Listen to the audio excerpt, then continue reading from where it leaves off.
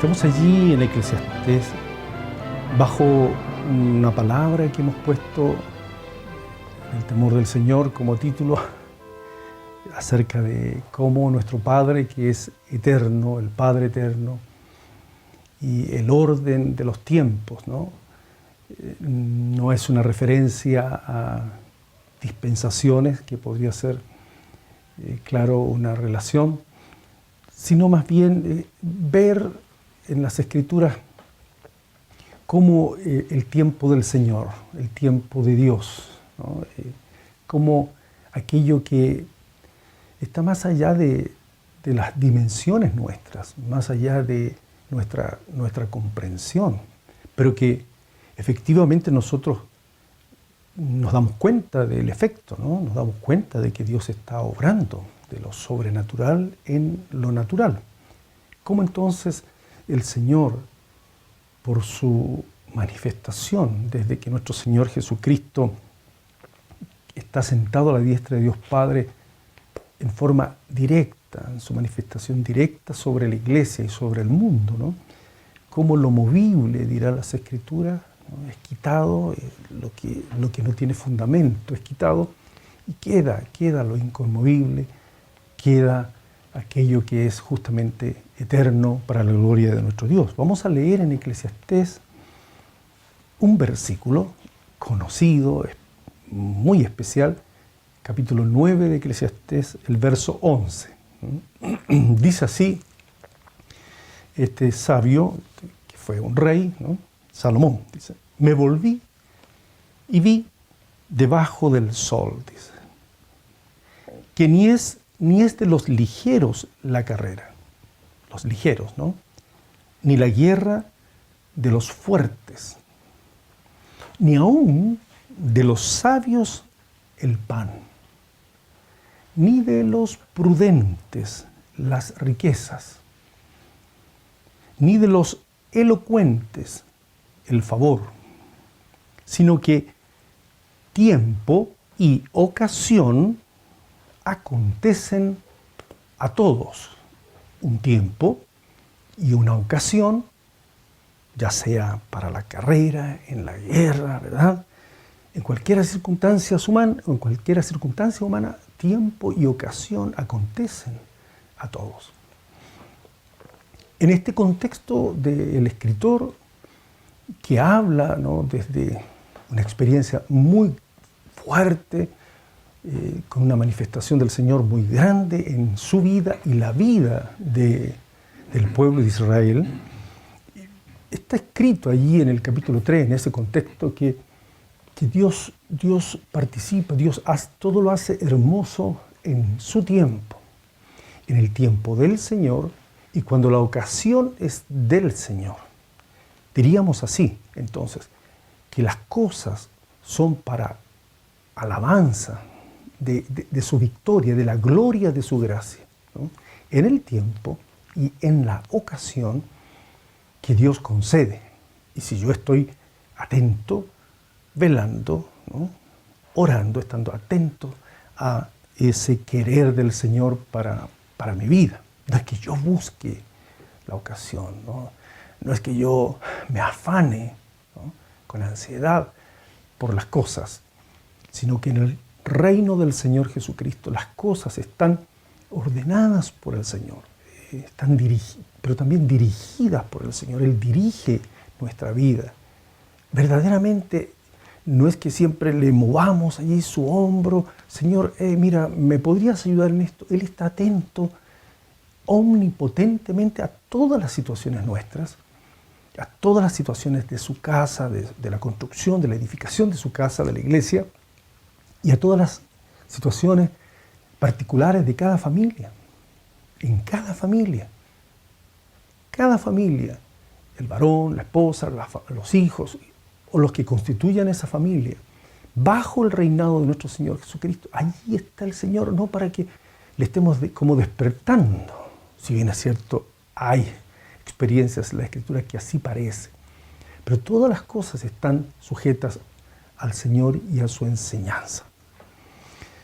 Ahora, en el contexto que estamos viendo, el escritor es un hombre, repito lo anterior, con una experiencia realmente única, con mucha capacidad, un hombre con mucha capacidad, dada principalmente por Dios para reinar. Qué mejor que la sabiduría, ¿no? Y el mismo Dios se lo dice a Salomón cuando él le pide sabiduría para gobernar un pueblo tan grande, le dice.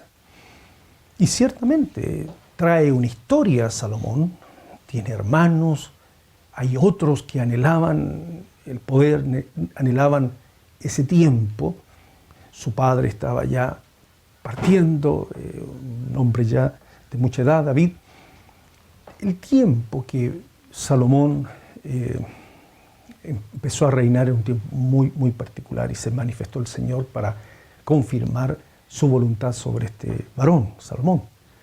Pero también el Señor en esta ocasión de reinar le concede sabiduría y además, por decir así como añadidura, ¿no? Diríamos en las Escrituras, todo lo que él pudiera querer en cuanto a tesoros, a bienes, a condiciones económicas para gobernar. Mire usted, entonces sabiduría y todas, pero todas las mejores condiciones económicas.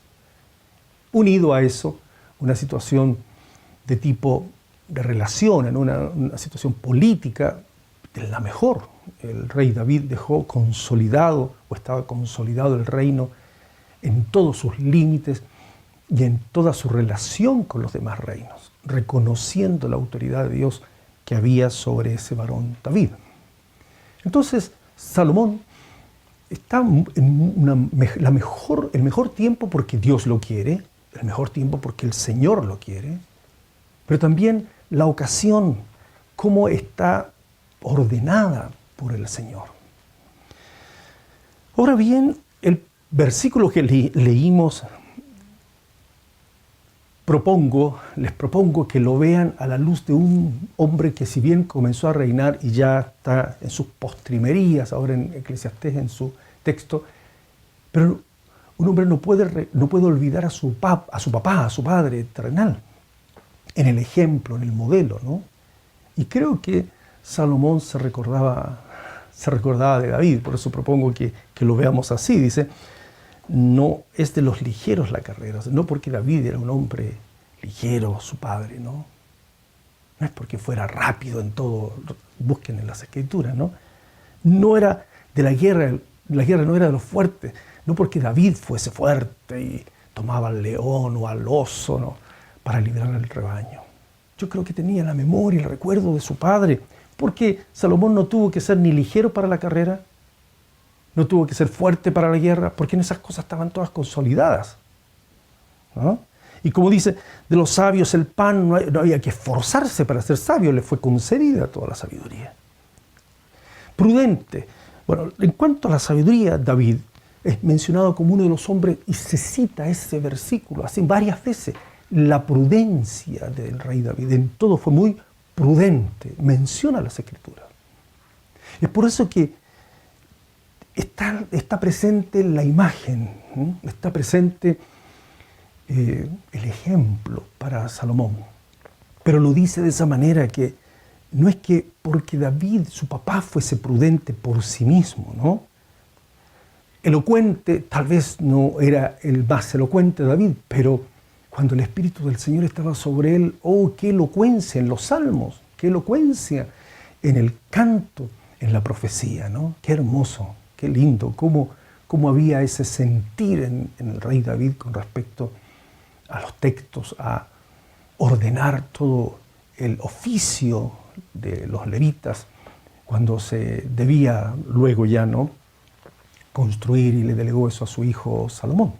Pero no olviden que eso es muy, muy grande, porque David tuvo tiempo y ocasión para, lo que dice el texto, constituir un tabernáculo nuevo, un oficio nuevo en el sentido de lo que Dios quería realmente al habitar en medio de los hombres. Habitaré y andaré en medio de los hombres. David como que lo entendió. Él mismo, recuerden ustedes, con un efod de lino danzó delante del arca cuando era llevada.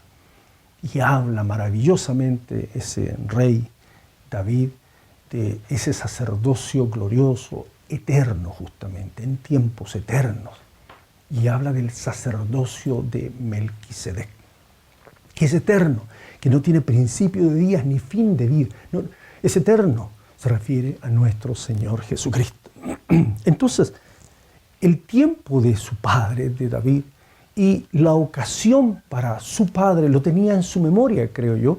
Repito, porque muchas de esas cosas no son las que vivió él como Salomón, como rey, sino su padre. Quisiera entonces que examináramos en cuanto a los tiempos y a la ocasión algunos ejemplos que nos da las Escrituras, nos dan del mismo rey David.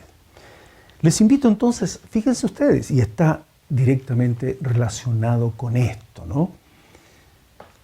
En el Salmo 34, vamos a escoger el Salmo 34, así está escrito que es un salmo de David. Ahora, sabemos que es un salmo único en las Escrituras, todos podríamos decir son únicos, pero único en cuanto a los ejemplos que estamos dando. Único en cuanto a los ejemplos que estamos dando.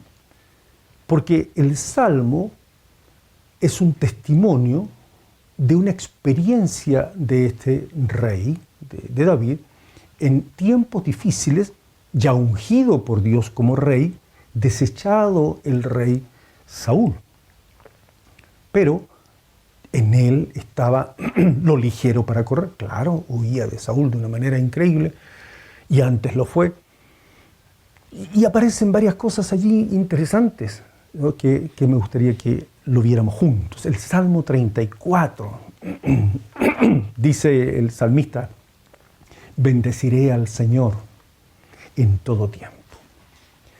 El texto dice bendeciré a Jehová, ¿no? Yo hago una pequeña referencia a eso, no menciono siempre el nombre Jehová porque originalmente en su original no está escrito así, y respetuosamente debemos aceptarlo así. Si usted lo lee, no está mal. El mismo rey David habla del Eterno, ¿no? Del Eterno como el Señor, allí en Samuel 7, ¿no? Y por eso le mencionamos como el Señor, porque es el Eterno nomás, ¿no? No tiene vocales el nombre en su original, es el Eterno, el que era, es y será siempre. Bendito sea nuestro Dios, ¿no? Bendeciré, dice, al Señor en todo tiempo, así dice. Su alabanza estará de continuo en mi boca. Parece que escribe un hombre sin mayores problemas ni dificultades, pero sucede que este salmo está escrito, dice en su título, ¿no? Cuando él mudó su semblante, cambió su semblante delante de un rey, Abimelec. Y este rey, Abimelec, lo echó, lo mandó lejos. Por eso es importante el Salmo, porque bendeciré al Señor en todo tiempo, su alabanza estará de continuo en mi boca. Entonces, la alabanza en la boca de David, en el momento en que estaba frente al rey, no, pues nadie lo habría, de hecho lo echó fuera el rey, porque nadie le habría considerado en nada a David, y también habrían dicho, como dijo el rey, ¿no? ¿Para qué me han traído este demente, ¿no? Porque mudó su rostro, dice, cambió su rostro y dejó que corriera saliva por su boca, haciéndose justamente un hombre muy, muy desagradable, despreciable. En ese tiempo nace en el corazón del rey este salmo. Se empieza a formar esta alabanza, este canto. Bendito sea Dios. Bendeciré al Señor en todo tiempo, su alabanza, así dice, estará de continuo en mi boca. En el Señor, en Él se gloriará mi alma, dice, ¿no? Lo oirán los mansos. ¿De qué? ¿Qué dijo el Señor de los mansos? Heredarán la tierra, la tendrán por heredad, serán los victoriosos y se alegrarán. Entonces dice, como que nos llama a todos, engrandeced al Señor conmigo, exaltemos aún a su nombre, dice, busqué al Señor y Él me oyó y me libró de todos mis temores. Los que miraron a Él fueron alumbrados y sus rostros no fueron avergonzados. Y lo que dice David, dice, este pobre, bienaventurados los pobres, ¿verdad? En espíritu. ¿Qué dirá ella? ¿Qué dirá usted? ¿Qué diré yo, no? Frente a lo que dice el rey David. Este pobre clamó y le oyó el Señor y lo libró, dice, de todas sus angustias. Para nosotros en este día, hermana querida, este pobre. El ángel del Señor pone campamento, ¿no? Acampa alrededor de los que le temen y los defiende. Pero luego sigue, es un increchendo, no va avanzando y dice, gustad y ved que es bueno, dice el Señor. Dichoso el hombre que confía en Él. Temed al Señor vosotros sus santos, pues nada falta a los que le temen. Los leoncillos necesitan, sí, a veces sucede hasta con los leoncillos, que tienen hambre.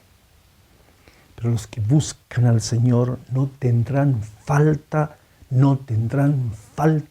de ningún bien. Venid, dice, hijos, venid, hijos, oídeme, el temor del Señor os enseñaré. En esta experiencia del rey David, que vamos a citar ya luego, es oportunidad para aprender del temor del Señor, de cuidar en nuestro corazón las vanidades, de cuidar en el momento de correr, y si soy ligero, que la gloria la lleve yo, ¿no? Y no atribuya al Señor toda alabanza, toda gloria. Que en tiempos de lucha, digamos, después fue, cuánto oré, me resultó la oración. No es así, ¿no? ¿Quién? Y pregunta entonces para enseñarnos del temor. Esto lo cita el apóstol Pedro en su primera carta, en el capítulo 3, si usted puede buscar, ¿no? ¿Quién es el hombre que desea vida, que desea vivir bien la vida, ¿no? Que desea muchos días para ver el bien? ¿Lo desea usted? Bueno, dice, guarda tu lengua del mal. El rey le estaba diciendo cada cosa y él, guarda tu lengua del mal. Y tus labios no hablen engaño, ¿no? De hablar engaño. Apártate del mal y haz el bien. Busca la paz y síguela. ¿Y qué será? ¿Qué sucederá? ¿No? Tendremos muchos días para ver el bien. Que así sea para los gobernantes en todas partes, ¿no? Que busquemos la paz, pero nos apartemos del mal, de una lengua, de una boca inflamada por el mal, inflamada por el infierno, ¿no? Y que toda la rueda de la creación es encendida y tanto daño que hay en estos momentos en el mundo, en el periodismo, en todas partes, ¿no? Los ojos del Señor están sobre los justos. Ahora mismo le está mirando al Señor a usted si ha sido justificado por la fe en Cristo Jesús. Y atentos están los oídos del Señor al clamor de ellos. La ira del Señor contra los que hacen mal, para cortar de la tierra la memoria de ellos. Claman los justos y el Señor los oye y los libra de todas sus angustias. Cercano está el Señor a los quebrantados de corazón y salva a los contritos de espíritu. Como dice el profeta, el corazón quebrantado, ¿no? David experimentó esto. No despreciarás tu Señor. El rey Abimelec lo despreció y el Señor no lo despreció porque se quebrantó el corazón de David frente al Señor. Muchas son las aflicciones del justo, pero de todas ellas, aunque sean muchas, usted puede pensar tal vez que como justificado por el Señor, bendecido por el Señor, no debiera tener aflicciones. No dice eso las Escrituras. Es un camino estrecho, ¿sí? Pero aunque ande en valle de sombra y de muerte, el Señor estará conmigo. El Señor tiene vara, tiene cayado, y el Señor nos infunde aliento, ¿no? El Señor guarda, dice, todos nuestros huesos, ni uno de ellos será quebrantado. Eso es un versículo tremendo, glorioso, desde el tiempo allí en Éxodo, de cómo debía comerse la Pascua, de lo que había que hacer con el Cordero Pascual. Y hace referencia, allí en Juan, el evangelista lo dice, o el apóstol lo dice con respecto a nuestro Señor Jesucristo. Matará al malo la maldad, y los que aborrecen al justo serán condenados. Lo que hizo este rey, ¿no? Con David. El Señor redime el alma de sus siervos y no serán condenados cuantos en Él confían. A propósito de esto, entonces, hay una referencia, ¿no? Que este salmo, bendeciré al Señor en todo tiempo, aparece, yo le puedo invitar a que lo veamos allí en Samuel, en el capítulo 21. En el capítulo 21. Primera de Samuel, capítulo 21. Esa es la ocasión, el tiempo, como el Señor se manifiesta en el rey, el tiempo y la ocasión en que David vive toda esta situación, y de allí nace, de allí se va concibiendo, ¿verdad? Este salmo, esta alabanza al Señor. El salmo, entonces, 34, está fundamentado en Primera de Samuel, capítulo 21. Es la ocasión en que, como les decía antes, David está huyendo de Saúl. David dice, fue a Nob, al sacerdote Ahimelech. Fue al sacerdote Ahimelech. Hay en este pasaje, que es el capítulo 21, tres cosas que quisiera que usted pudiera recordar. Tres cosas principales que están en este contexto del Salmo. En el contexto del Salmo 34.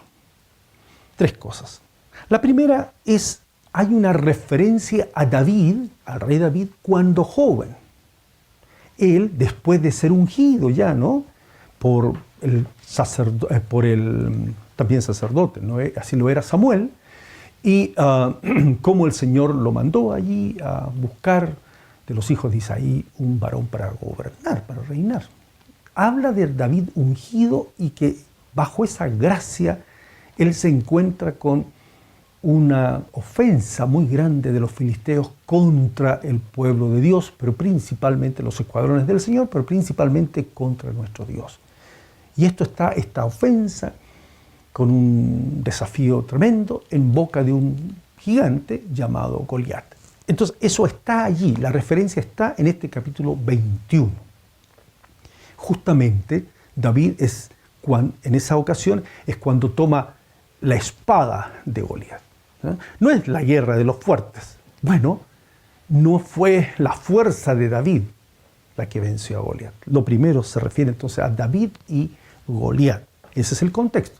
Lo estoy mencionando en términos más bien cronológicos en la vida de David, ¿no? David y el sacerdocio. Ya hicimos mención a eso. Primero, cómo se ve a este varón David como guerrero. La mejor imagen que hay en las Escrituras de esto justamente es cuando David vence a Goliat, toma de su saco pastoril, ¿verdad? Toma unas piedras ahí que había encontrado, lanza una, en el nombre, yo vengo a ti, le dice, en el nombre del Señor de los ejércitos. Luego David, repito entonces lo segundo, David y el sacerdocio.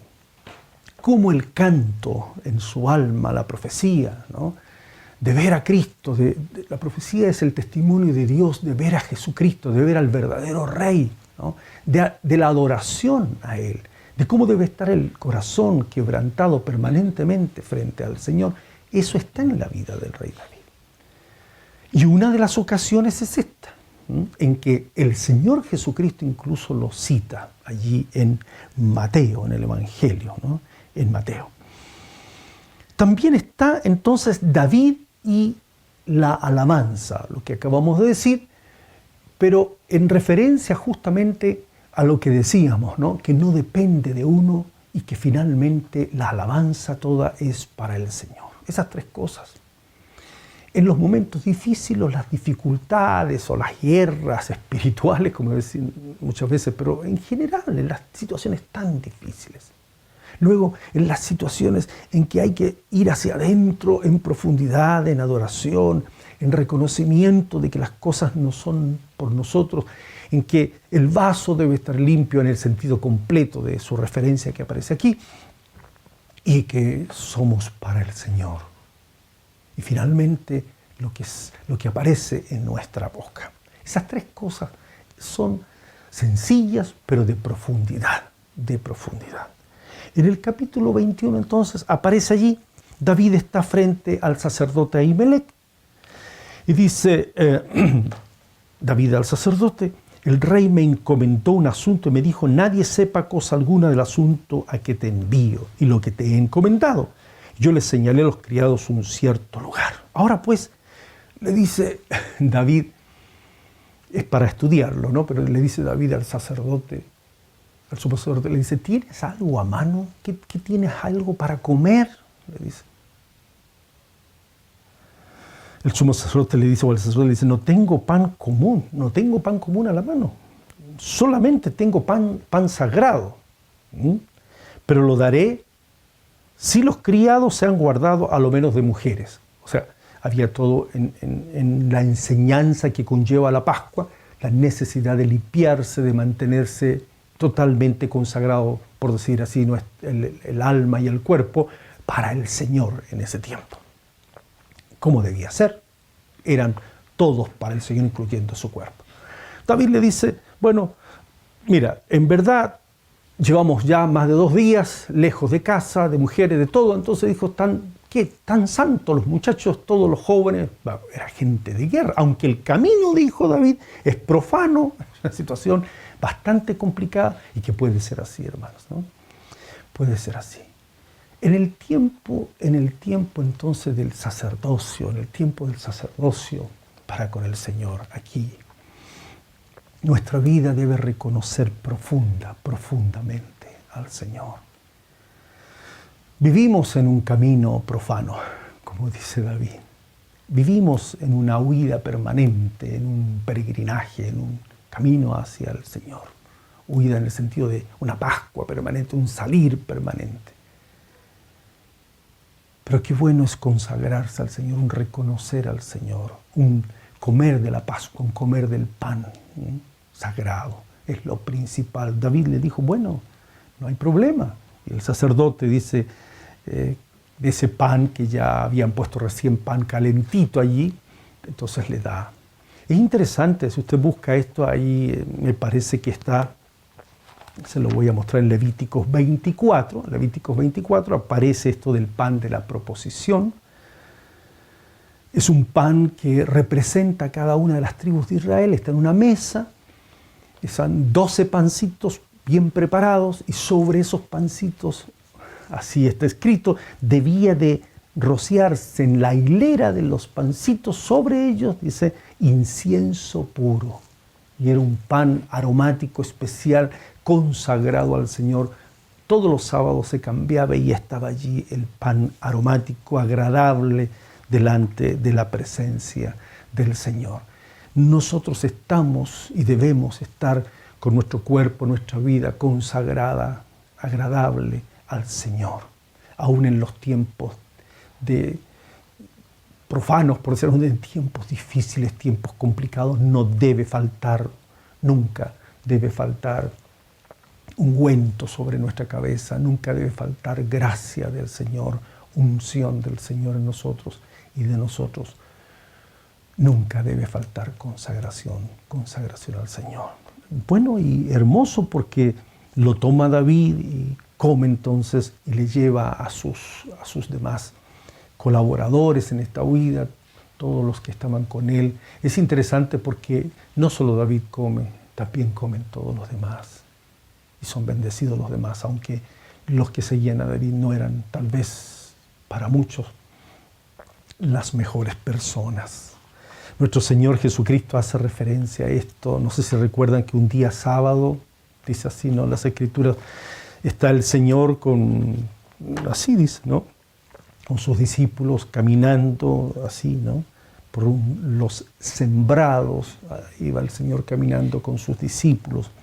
Y los discípulos tuvieron hambre, Y dice, y comenzaron a arrancar, ¿no? Así arrancaron espigas, ¿no? Y a comer.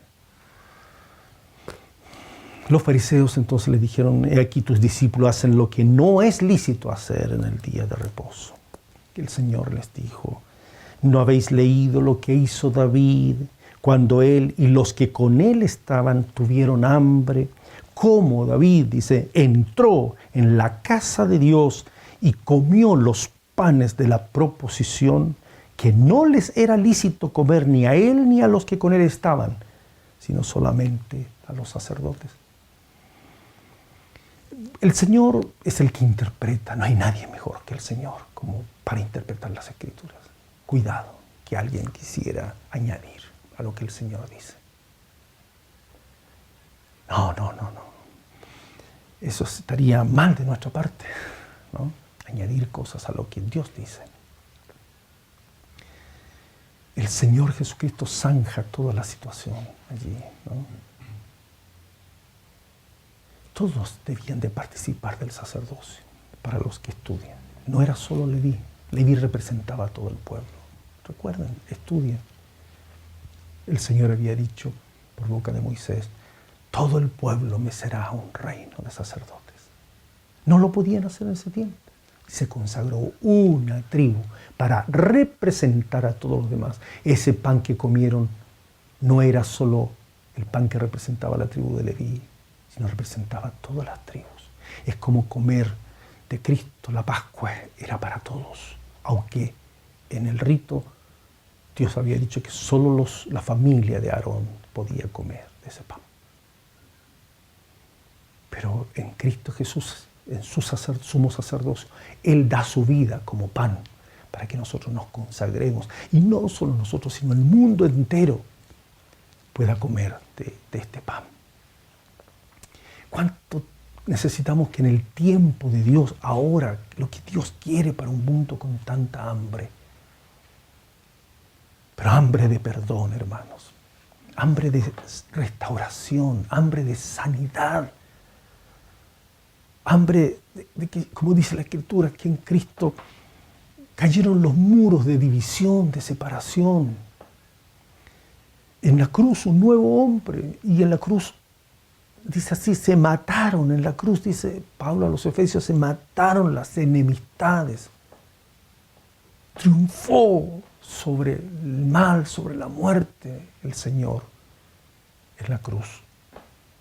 Bendito sea Jesucristo el Señor. Nos llama el Señor a participar de su sacerdocio en una adoración continua, permanente, como debiera de ser.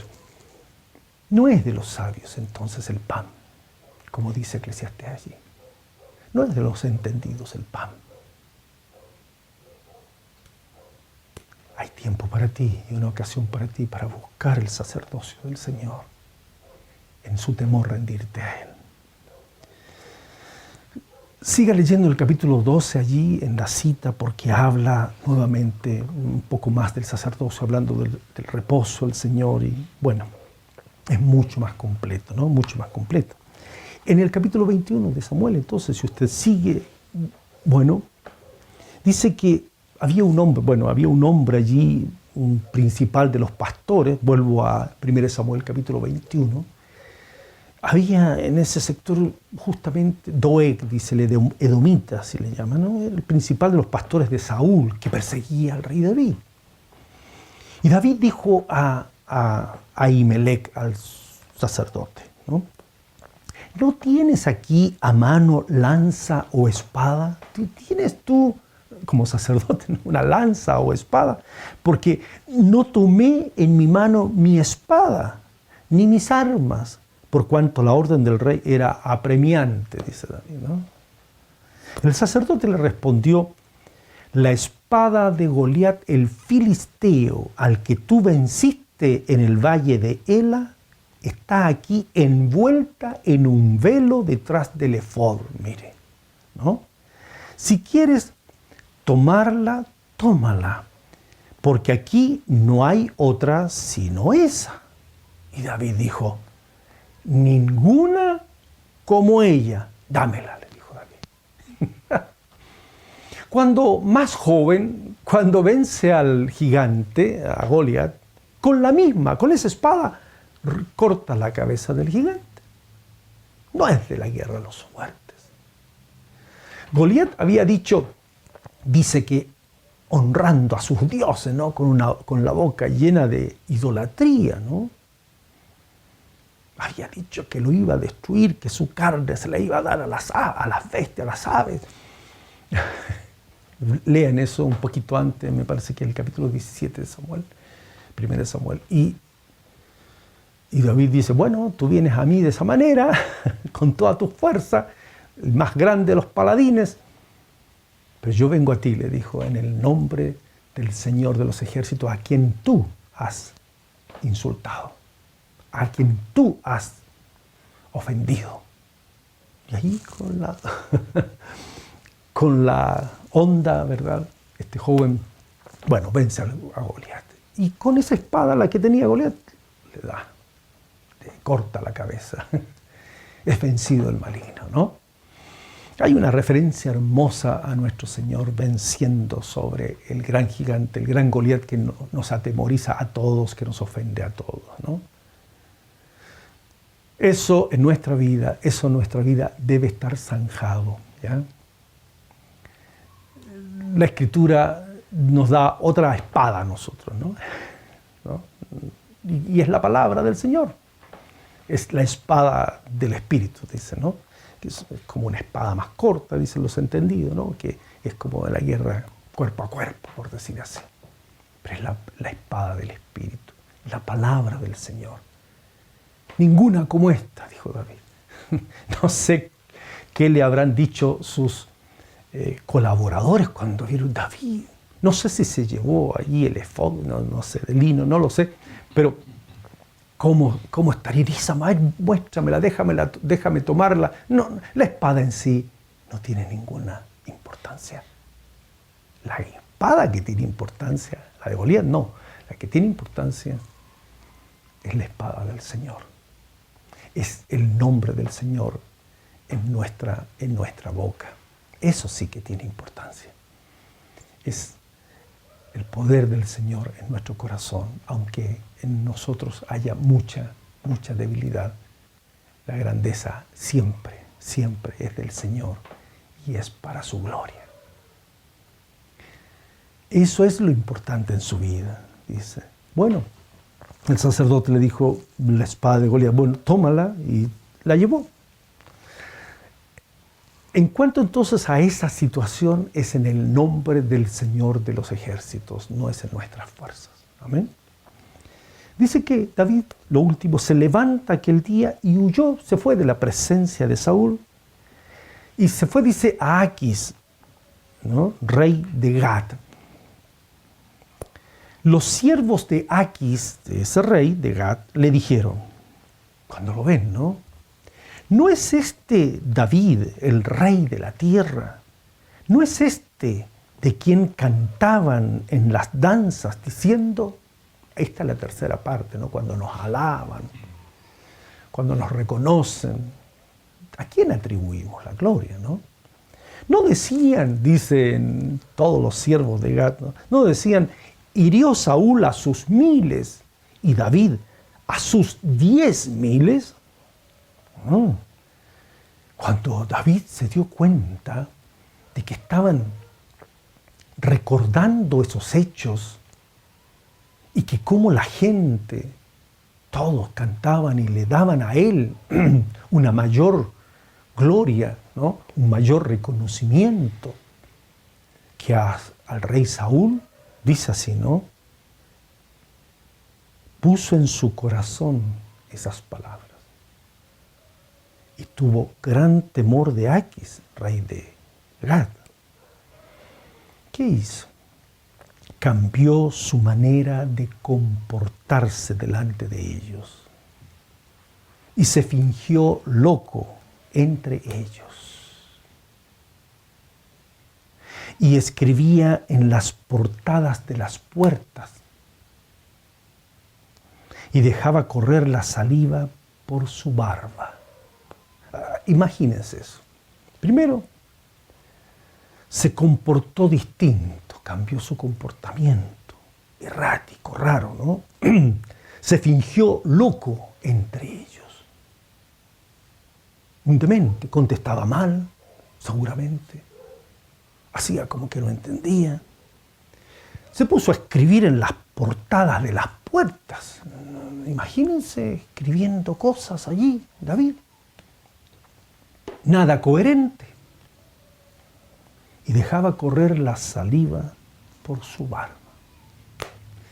Ahora bien, dice que David tuvo gran temor de Aquis. Es necesario examinarlo. Porque alguien diría, David lo hizo por puro miedo. Pero como si recién también anda hasta con la espada de Goliat. ¿Y cómo? Pienso, y esta es la referencia, la reflexión que hago y la referencia es a que antes y siempre David canta las alabanzas del Señor y tiene victorias. Cuando la ofensa no es hacia él, en lo personal, sino cuando se ofende al Señor. Por lo general, cuando se nos ofende a nosotros nos defendemos y hacemos cualquier cosa para liberar nuestra honra.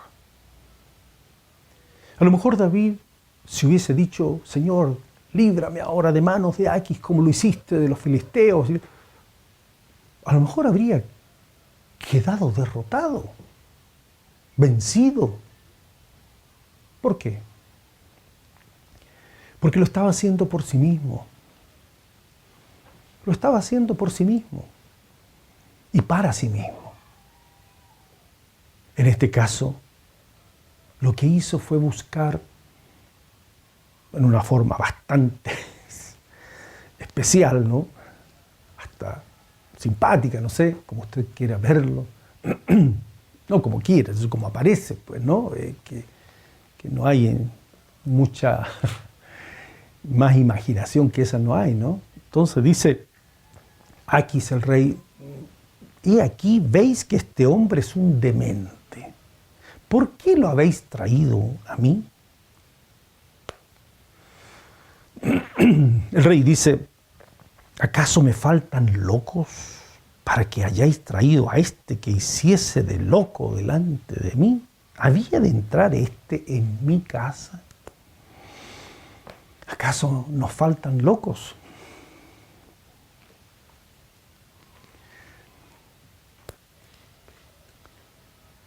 Por causa del Señor, no por causa nuestra.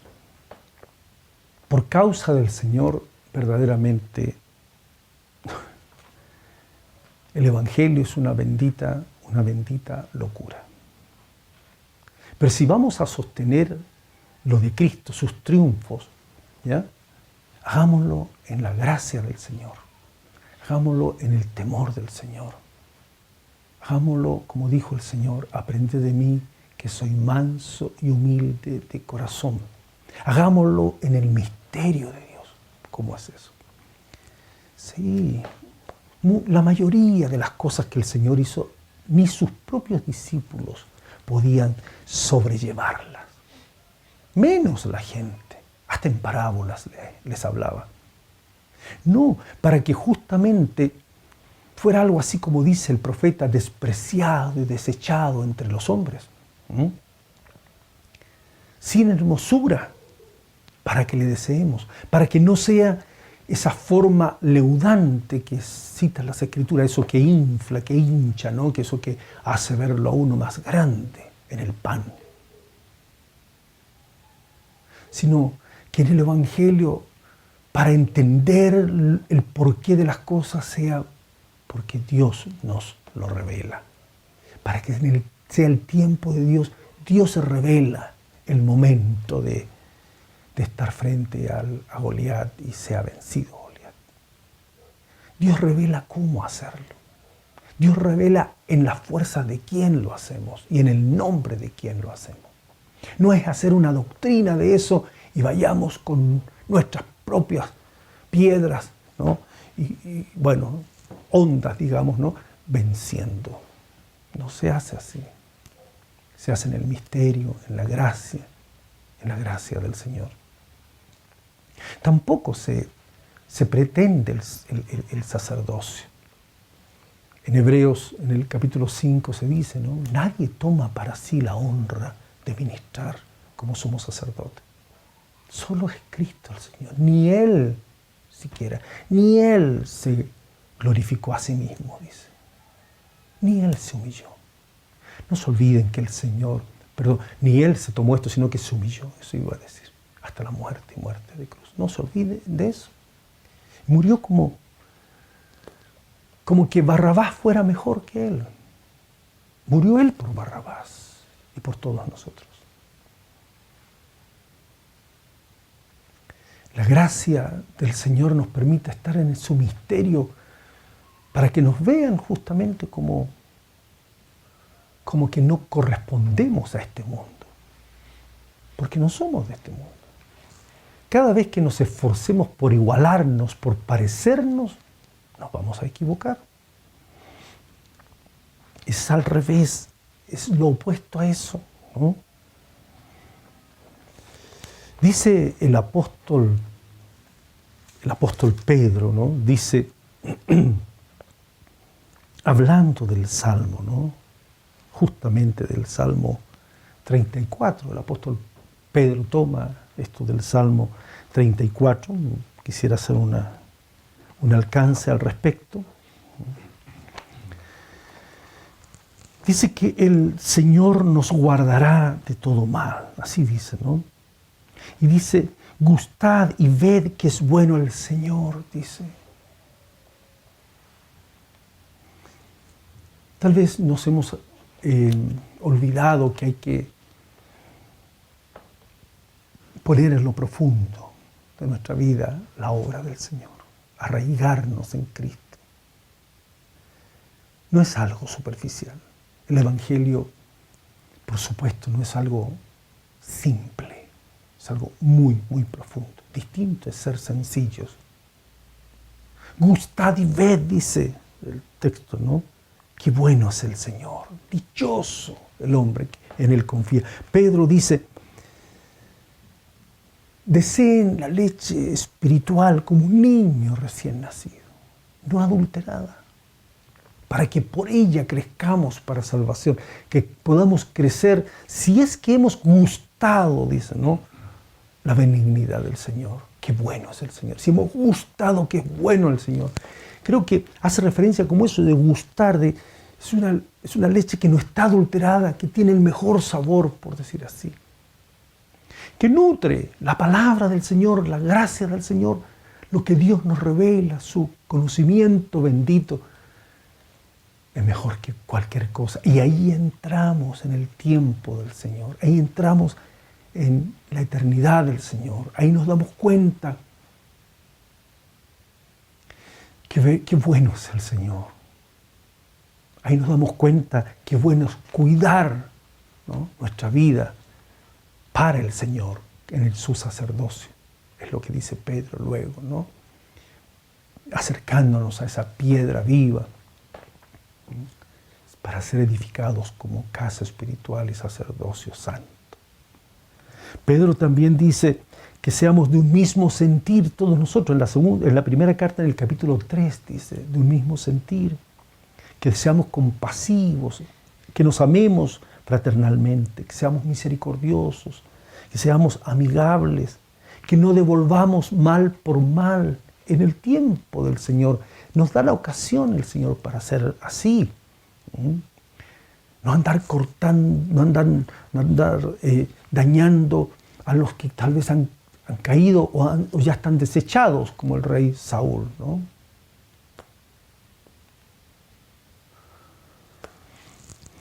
Al contrario, dice, al contrario, bendiciendo, sabiendo que fuisteis llamados para que heredaseis bendición. Es usted, hermano, hermanas, un heredero de bendición. Y dice, el que quiere amar la vida, y cita entonces el apóstol Pedro el Salmo 34.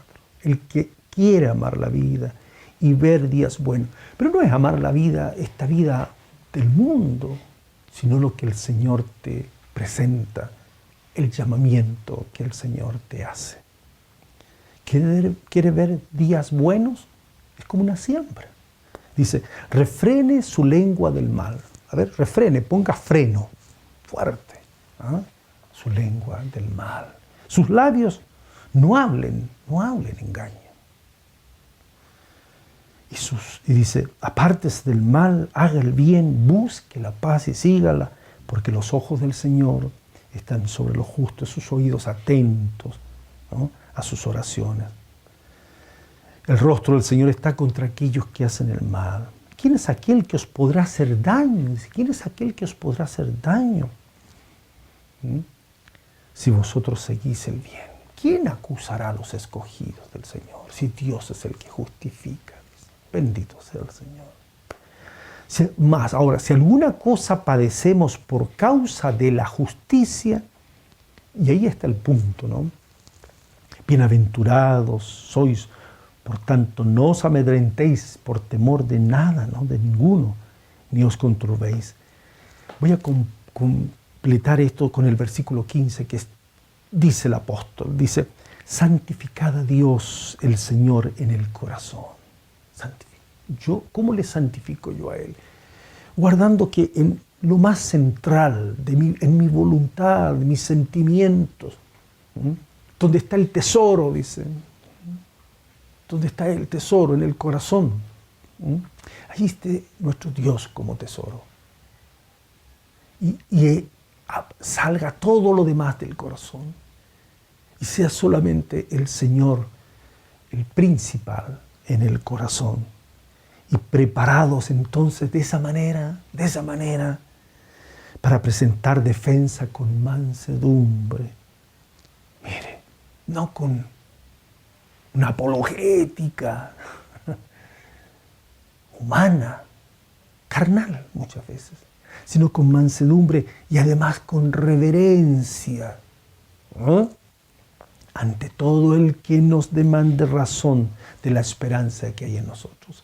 Tal vez, justamente, no nos debemos hacer el loco, como dice David, pero cuando presentemos defensa, sea con mansedumbre, sea con reverencia, reconociendo a nuestro Señor en nuestro corazón, teniendo buena conciencia, que no lo hagamos con una conciencia alterada, tratando de defender nosotros a Dios y al Evangelio. Es imposible. Para que en lo que murmuran, estos son unos malhechores, los evangélicos son, bueno, o los cristianos, sean avergonzados los que calumnian vuestra buena conducta, dice en Cristo. Pero tiene que haber buena conducta para que no se calumnie, ¿no? O al revés, si nos alaban, cuidado, poner esas palabras en el corazón, ¿no? Guardar nuestra vida consagrada, completamente al Señor. Que la paz del Señor, hermanos, pueda abrigar nuestra vida, pueda cubrir nuestra vida. No necesitamos la espada, repito, de Goliat. No necesitamos recordar nuestros triunfos evangélicos. No. Lo importante es que el Señor habita en nuestro corazón y nuestro corazón, santificando al Señor, sea para Él. Y le bendigamos a Él en este día, porque hemos entrado en su tiempo, hemos entrado en su ocasión, en su voluntad, en su propósito. Oremos. Padre nuestro, en este día, tú nos llamas, oh Dios, a reconocer que debemos bendecirte en todo tiempo. Que su alabanza, Señor, esté de continuo en nuestra boca. Bendeciré tu nombre, Señor, en todo tiempo. Que así sea, Señor, que así sea, Señor. En tiempos de perseguidos, si estamos perseguidos, Señor, tú nos darás ese pan que es Cristo el Señor. Padre, en tiempos difíciles, complicados, oh Señor, tú pondrás campamento, tu ángel acampará alrededor nuestro. Te damos las gracias, Señor. Yo te ruego por tu casa, por los pastores, por los obreros, Te pedimos juntos ahora, Señor, unidos, por esta gran necesidad de este país y de este mundo, Señor, que está en tus manos. Oh Señor, que tu paciencia se extienda, aunque anhelamos que vengas pronto, Señor, pero que tu paciencia, Padre, sea con este mundo. En el nombre de nuestro Señor Jesucristo.